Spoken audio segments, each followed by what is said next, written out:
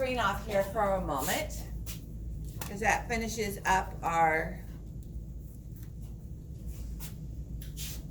arteries. And let's do some tracing. So trace a drop of blood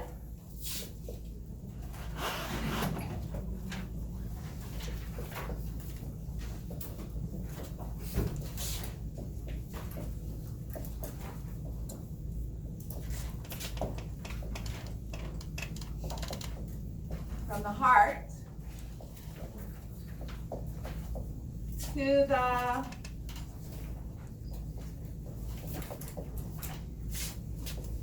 bottom of a little toe. By the way, I wasn't very clear about what happened to the fibular artery. That goes to the lateral ankle. It doesn't go to the bottom of the foot. Okay? It goes to the lateral ankle, like around your lateral medialis, and the lateral aspect of your heel there. I think it's anterior, because she's saying the dotted lines are posterior. All right, so what's our first vessel before leaving the heart? What part of the aorta? Ascending aorta. And then aortic arch, or arch of the aorta. Thoracic aorta.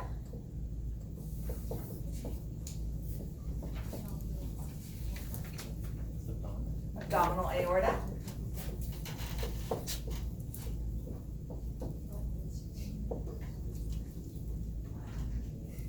What's the next vessel after abdominal aorta? Common iliac.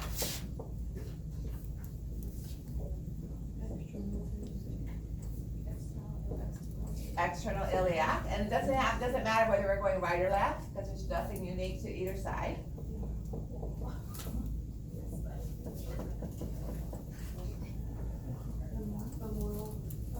Femoral. Okay, and then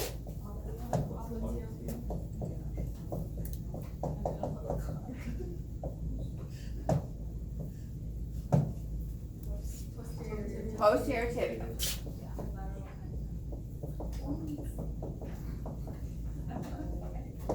And then finally,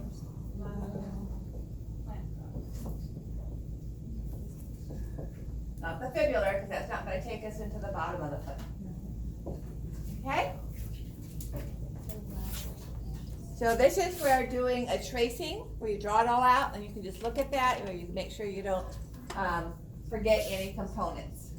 Let's do one more to review what we finished up talking at the end of lecture Monday night. Let's trace a drop of blood to the middle of the rectum. Okay? Give you a chance to. Does dorsalis pedis go in between or no? Dorsalis pedis is the top of the foot. So if you're going to the top of the little toe or the top of the big toe, you would use dorsalis pedis, because dorsal, remember, is top of the foot. Okay?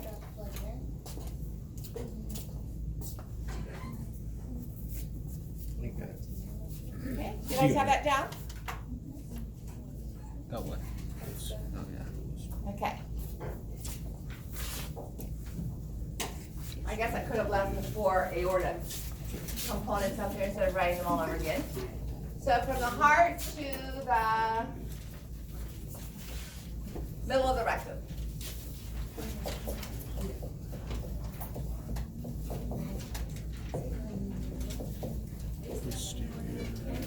Which one are you looking at? Second to last. Posterior tibia. And lateral plantar.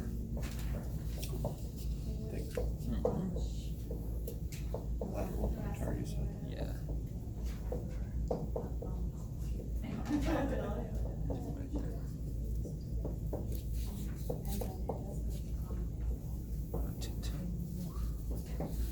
All right, so now we need to decide, are we going to take the inferior mesenteric artery, or are we going to go into the common iliac? Common iliac.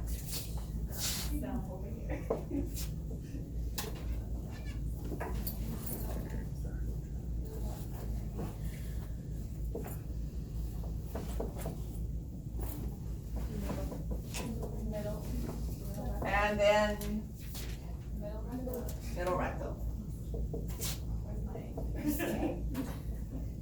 So we have 3 different pathways to get to the rectum, depending on which region. If we were gonna go to the top of the rectum, we would have stopped at abdominal and taken the, do it in a different color here.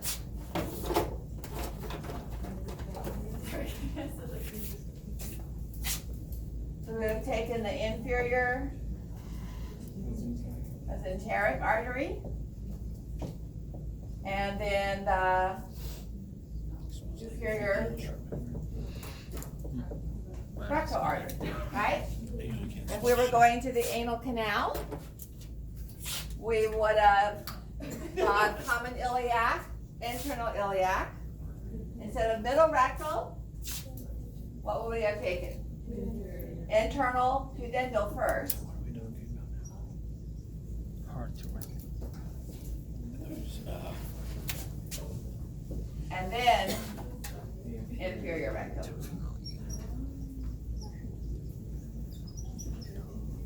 Okay.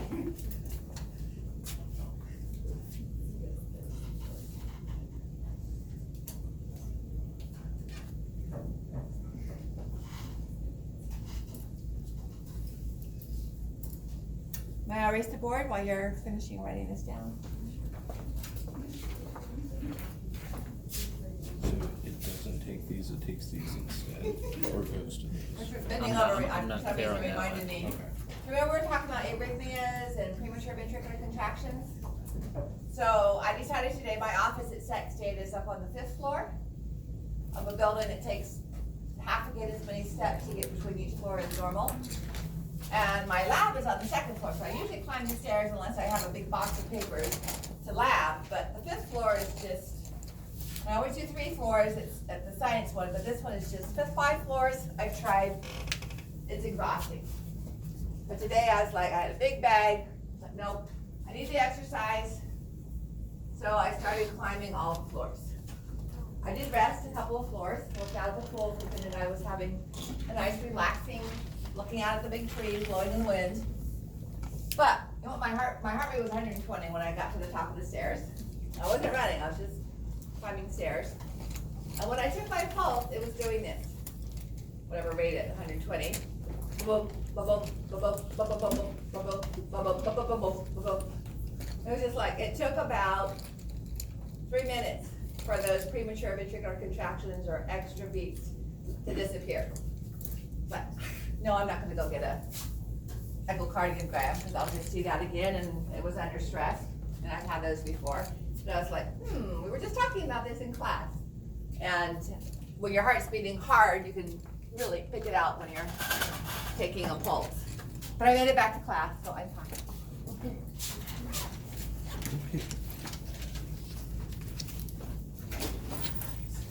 But that's why they do put you under stress for echocardiograms, is because some irregularities will show up that don't normally show up, okay? This is just illustrating the genicular arteries, okay? You don't have to be picky about which are which. And also you can see the lateral branch, because the fibulas are a lateral bone of the leg. Here's the popliteal ending as soon as the anterior tibial comes off. So anterior tibial and posterior tibial would be the terminal branches of the popliteal artery. And then this lateral branch here is off of posterior tibial, and that would be the fibular artery. Peroneal is a old name for a fibular. All right, before we switch over to the veins,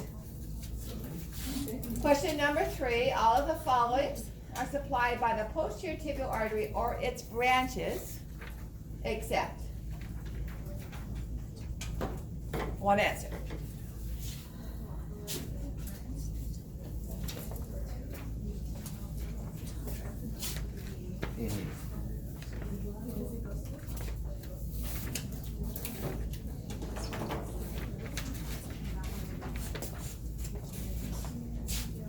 So again, for those of you wondering what types of questions the lecture exam would have on blood vessels, these are examples, okay?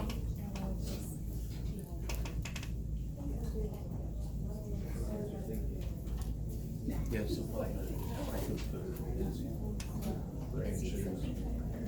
And no, I'm not gonna name actual muscles and expect you to know where they're located from Bio 430. So I won't say which of the following blood vessel supplies arterial blood to the flexor digitorum longus. I expect you to remember whether that's on the posterior compartment or the anterior compartment. Although you can figure it out, what's the movement of your toes when you flex your toes? Is it this or is it this? Is that flexion or is that flexion? This is flexion. Are you going to do that with muscles in the front of your leg or the muscles in the back of your leg? All you have to do is feel. You put your muscles, your hand on the front of your leg. You feel those muscles move when you extend or when you flex? When you extend. So flexor muscles, unlike the upper limb, flexor muscles in the leg are in the posterior compartment. They go under, those tendons go under the foot to the toes. Which one are you putting? What was eight? Okay, so this is just a better view than what I do on the board. Here's posterior tibial going underneath the medial malleolus. Here's anterior tibial going over and then forming the dorsalis pedis. And it's the arcuate vessels here that you don't need to identify, okay? Then posterior tibial forms the medial plantar on the big toe side, crosses over to the little toe for the lateral plantar. All right, switching over to veins.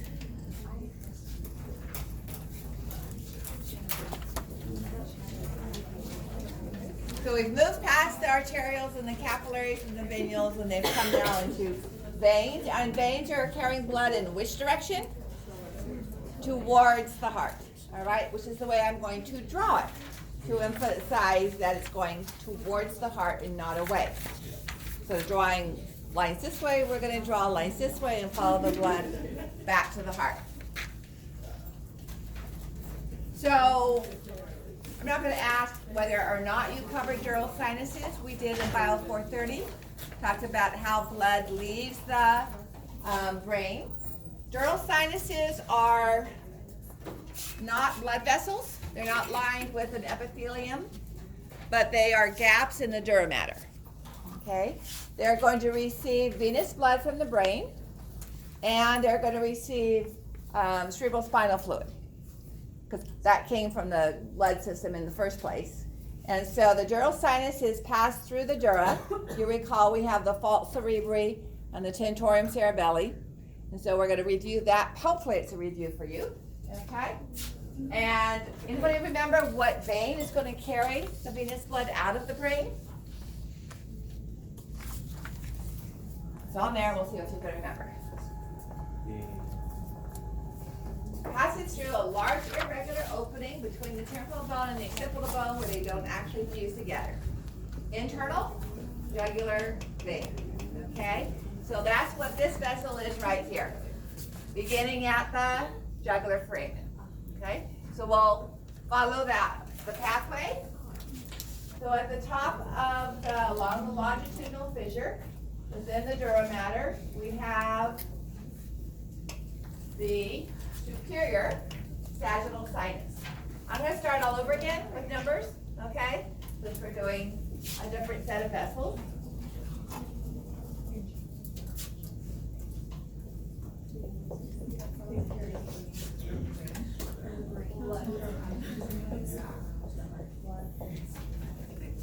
So superior sagittal sinus travels over the top of the groove, the longitudinal fissure. Inferior sagittal sinus is in the inferior edge of the dura mater, and it's just superior to the corpus callosum. So kind of where we saw the anterior cerebral artery, only this is going to be in the dura mater itself, so that little crescent. I'll show it to you on this one. So in this little crescent, superior sagittal is here, and inferior sagittal is right along this region here. Okay, down in between the two lobes of the brain. So that will be inferior sagittal.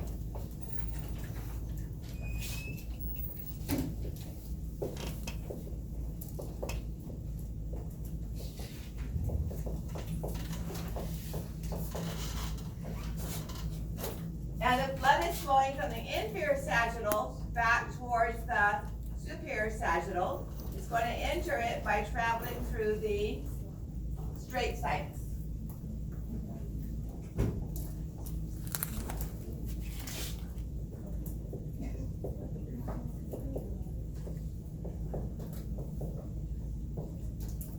again, that would be this component right here, okay? So inferior sagittal to straight sinus, and that brings us to this diamond-shaped region, which is called the confluence. It's where the superior sagittal joins with the straight sagittal. So 4 here is the confluence. Like we have the confluence of the American River and the Sacramento River where they come together.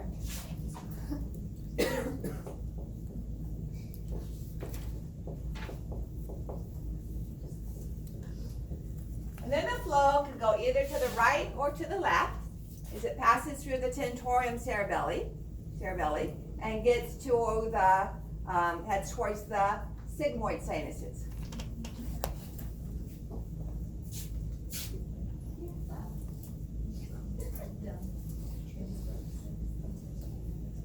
So this would be the transverse sinus.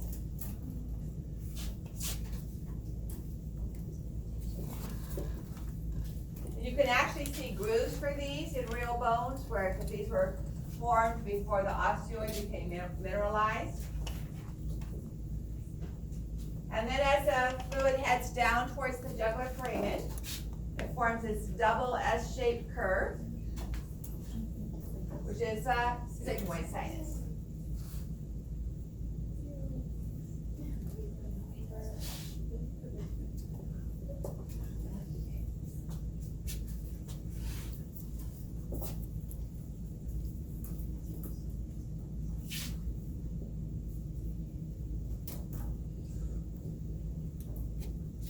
And then it becomes the internal jugular vein right at the opening of the jugular foramen.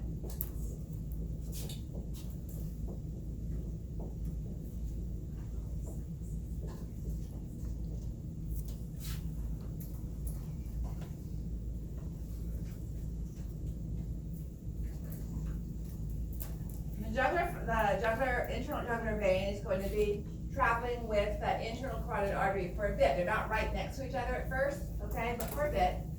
So this will be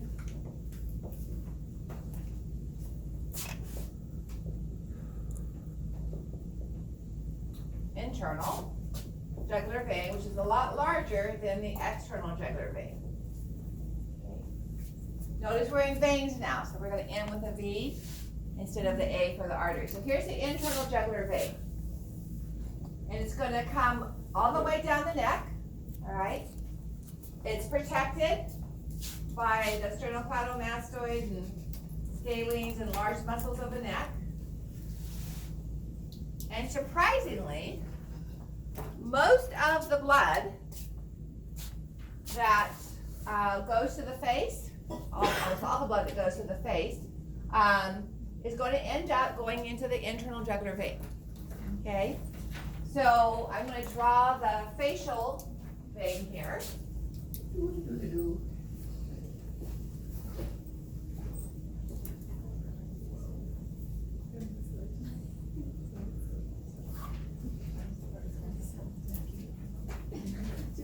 So 8 is going to be facial vein.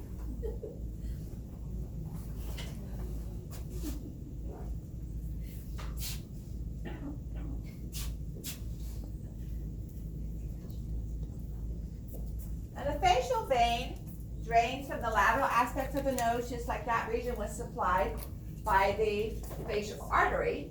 And this is called the dangerous triangle, or the danger triangle.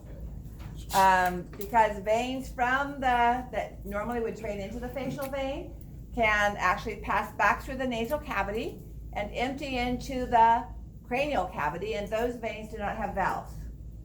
So if you pop if you pop a pimple, acne, or a deep boil or cyst in that area, there is the potential with the pressure of popping that you push bacteria into capillaries, and that travels through those vessels back to because of that pressure that you're placing on the vessels, back into the brain, and can cause brain infection. Okay, because those vessels are not going to prevent that change in pressure flow because they don't have the valves. So here it is coming down the facial vein and into the internal jugular. All right. Here is the external jugular. external jugular is formed by the superficial temporal and maxillary and receives the occipital. All right. So I'm going to do that in green again, just so you can clarify its flow without confusing it with the other components. Because what I've drawn up there is actually inside the skull. Okay. Actually, you know what? I'll redraw it without the sinuses, because I think trying to draw it over the sinuses would be a little. It's shown here, but I think it's a little confusing. Okay. So I'm going to erase the sinuses, leave what I have up there for facial vein and internal jugular. So if you want to take a picture of that with the sinuses, go ahead. And then I'm just going to erase the 1, 2, 3, 4, 5, 6, and leave the 7 and 8 up, and we'll move external to the skull bones.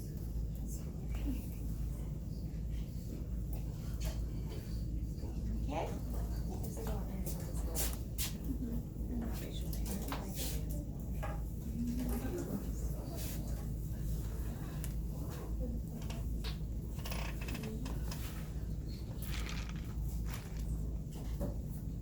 So we have the external jugular is slightly more lateral, more posterior. And as I said, well, no, I'll just keep it in blue here. So we have superficial temporal forming our external jugular.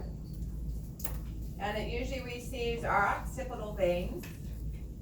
I'll put numbers on here in just a moment. All right. Now here it shows the maxillary draining into the external, but it can also drain into facial. So I'm not going to be as picky about that one. But I'll show it here.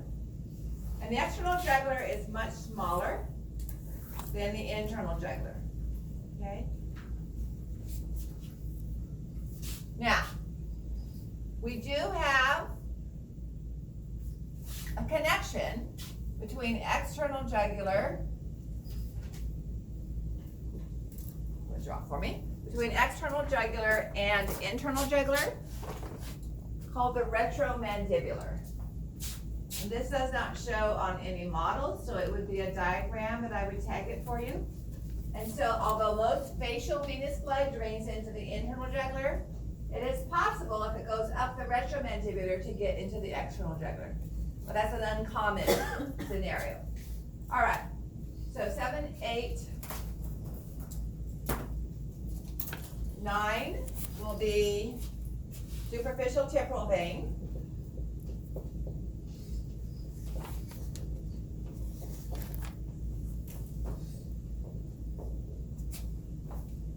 10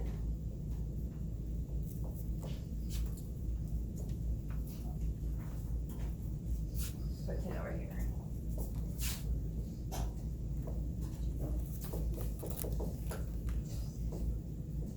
Maxillary vein. 11 will be occipital.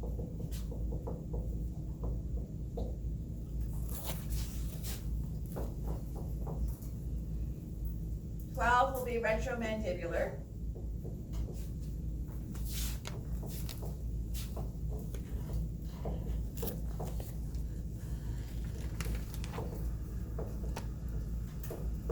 'Kay, and again, retromandibular can allow superficial temporal and maxillary to drain into facial and then go into internal jugular. So there's a couple of scenarios here as to which way the blood can flow. So these can come down this way, or this can go that direction. And then finally, feeling a little ignored here, we have external jugular, which is not very important at all as far as drainage is concerned.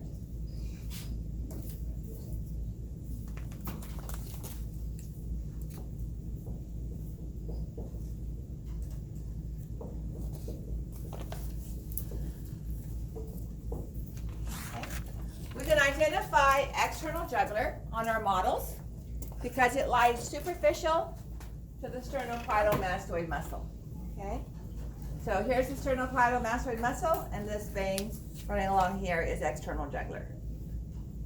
Okay, and on this model, you can see the occipital vein. Here's superficial temporal vein found with the superficial temporal arteries.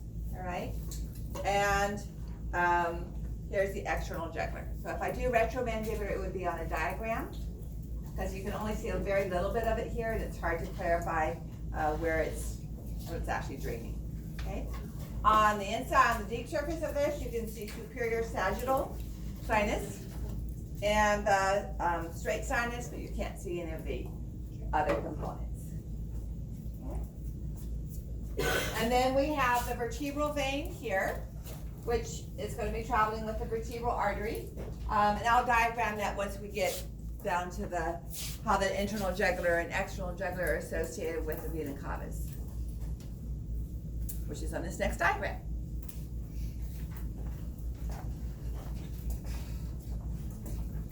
So if I can erase this, I'm going to move it up higher, so I'm not way down here at the bottom of the screen. So this is the drainage of the head and neck. A lot of the neck drainage is into the internal jugular as well. All right, so the vessels we need to talk about, the superior thyroid arteries and middle thyroid arteries off the thyrocervical trunk, most of those are going to not drain into the external jugular. So we see very little volume of blood going into external jugular.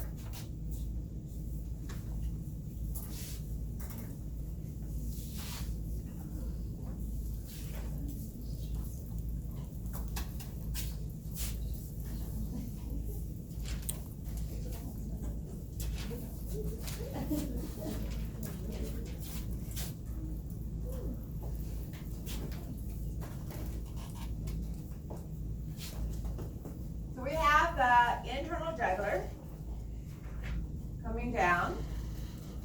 It's going to drain into a brachiocephalic trunk, okay? On both sides. However, this is draining into the right atrium or the left atrium? Right, which is receiving deoxygenated blood.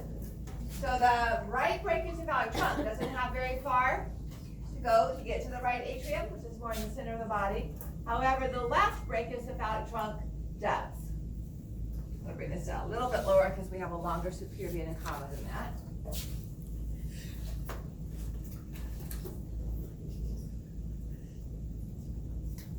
So, what was the internal jugular? 3? 13. Oh, sorry. Oh, the internal jugular. 7.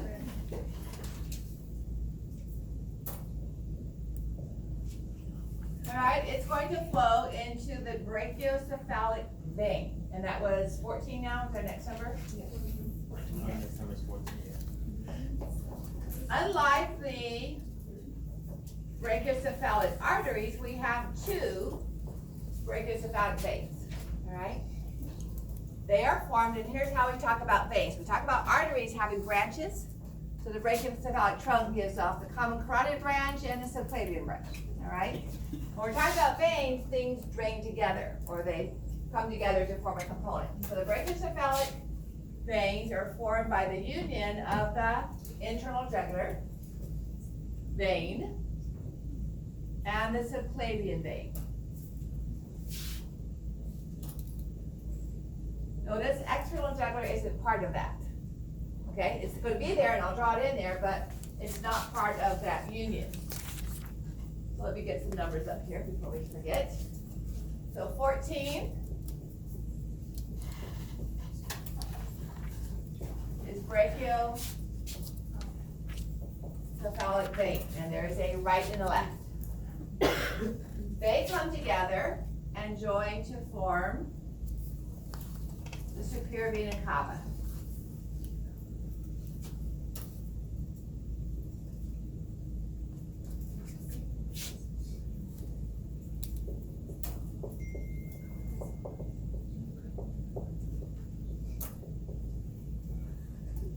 Okay, so the superior vena cava is formed by the union of the right and the left brachiocephalic veins. The brachiocephalic veins are formed by the union of the internal jugular and the subclavian. Okay. So I will go ahead and number them up there, and then we're going to move to the hand and trace the blood flow back up to the heart. So I just want to tie this up together here. So subclavian will be 16.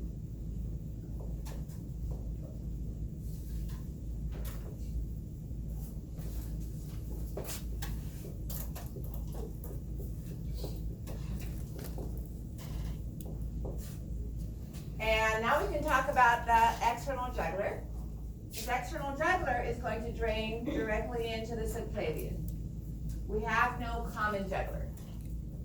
Okay?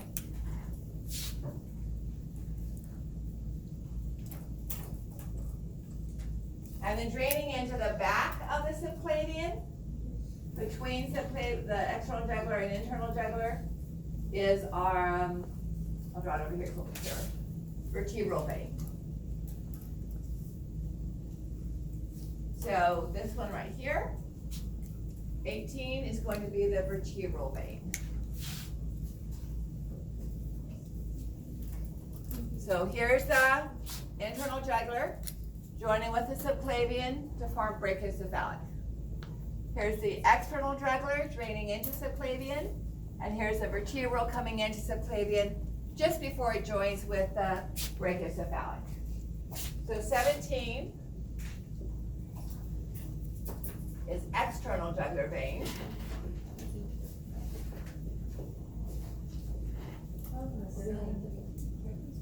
So 17 right here is external jugular. It drains into subclavian. Do I have too many? It's just 13 on the previous page. Oh, it's on the okay, let's change it so it matches. Didn't realize I named it, numbered it there, so 13. And then, had I drawn the vertebral? Okay, so that should be 17.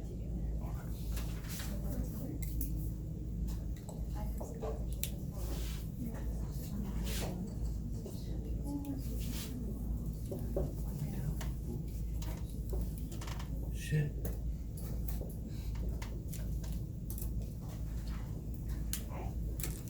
So subclavian joins with internal jugular to form brachiocephalic.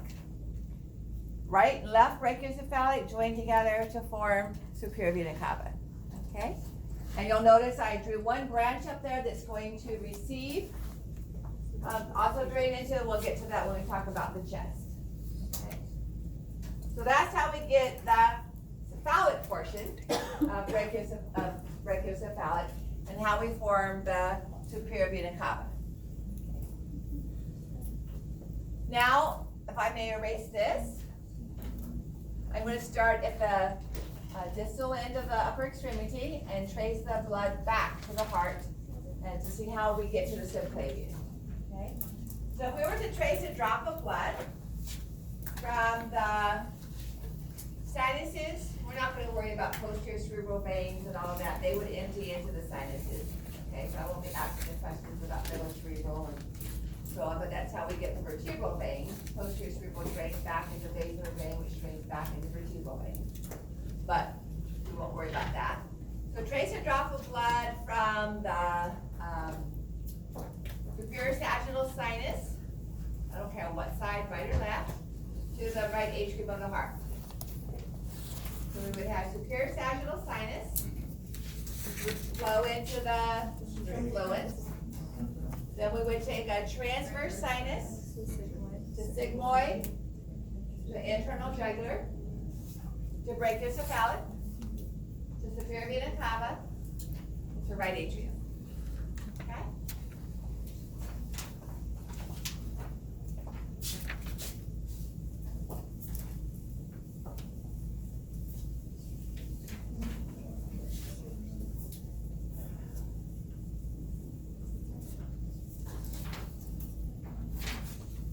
All right, so now we're going to do the upper extremity, and we're not going to worry about the digital arteries or the palmar arches.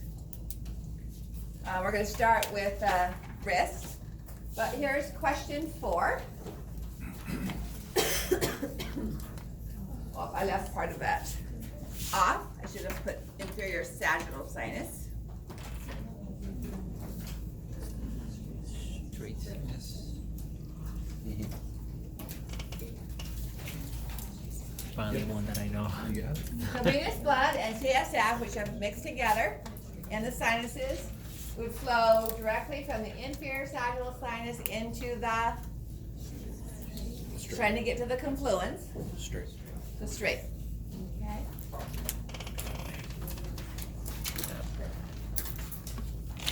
The veins are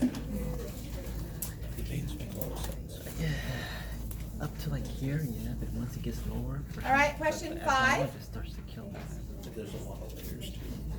Venous blood draining from the face via the facial vein characteristically enters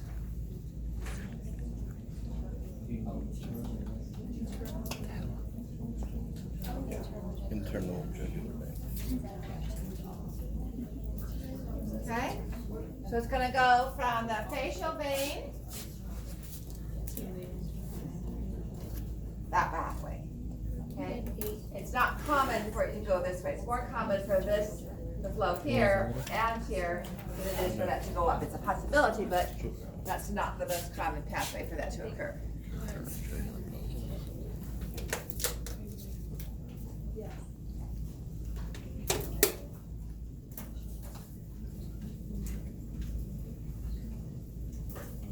So this is a little complicated. One of the reasons is because with the extremities especially, we have a lot of superficial veins that are just deep to the skin. Again, they're drawn blue, but remember venous blood is not blue. Okay, it just looks blue through the skin. It's usually a deep dark red versus a bright red. And these surface veins are called communicating veins or venous communicantes. You don't need to know that term, but most of them we don't even name, all right? We are going to name a few. So here's where we're going to see a couple of extra vessels that we didn't see when we drew the arteries. I'm going to draw those in a different color, but first of all, let's draw the veins that we already know accompany the arteries, okay? So I'm going to kind of do it at a bit of an angle so I can get a little bit more room here. So coming from the thumb side of the wrist, accompanying the radial artery, we're going to have the radial vein. And it's going to be joined by the ulnar vein. I don't like those wiggly lines. I'm going to draw them this way just because it's easier for me to draw a straight line.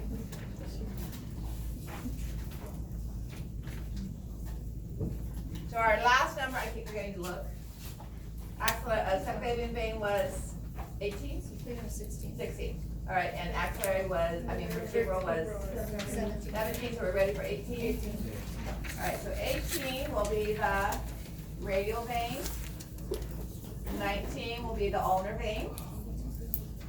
And they will join together near the elbow, typically slightly proximal to the elbow, to form the brachial vein. Remember, we had axillary artery forming brachial artery, forming radial and ulnar. So then brachial artery is going to travel along the arm, and it's going to become the subclavian artery, all right?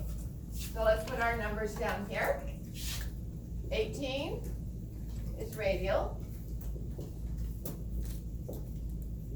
19 is ulnar, whoops.